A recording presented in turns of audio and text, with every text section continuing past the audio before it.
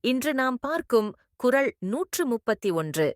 ஒழுக்கம் விழுப்பந் தரலான் ஒழுக்கம் உயிரினும் ஓம்பப்படும். சாலமன் பாப்பையா உரை. ஒழுக்கம் அதை உடையவர்க்குச் சிறப்பைத் தருவதால் உயிரைக் காட்டிலும் மேலானதாக அதைக் காக்க வேண்டும். திருவள்ளுவர் விளக்கம். திருவள்ளுவர் கூறுவது, மனிதனின் உண்மையான பெருமை, குலம், செல்வம், கல்வி என்பவையால் அல்ல. அவன் ஒழுக்கத்தால் மட்டுமே தெரியும்.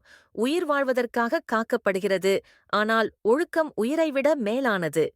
எனவே ஒழுக்கமே காக்கப்பட வேண்டிய முதல் செல்வம். சாலமன் பாப்பையா இந்த விளக்கத்தில் சாலமன் பாப்பையா அவர்கள் கூறுவது, உயிரை விடவும் உயர்ந்தது ஒழுக்கம். உயிர் இழந்தாலும் ஒழுக்கம் நிலைத்திருக்க வேண்டும். உயிரிருந்தும் ஒழுக்கமில்லையெனில் மனித வாழ்வின் மதிப்பு குறைகிறது. ஒழுக்கமே மனிதனின் உண்மையான அடையாளம் மற்றும் நிலையான பெருமை.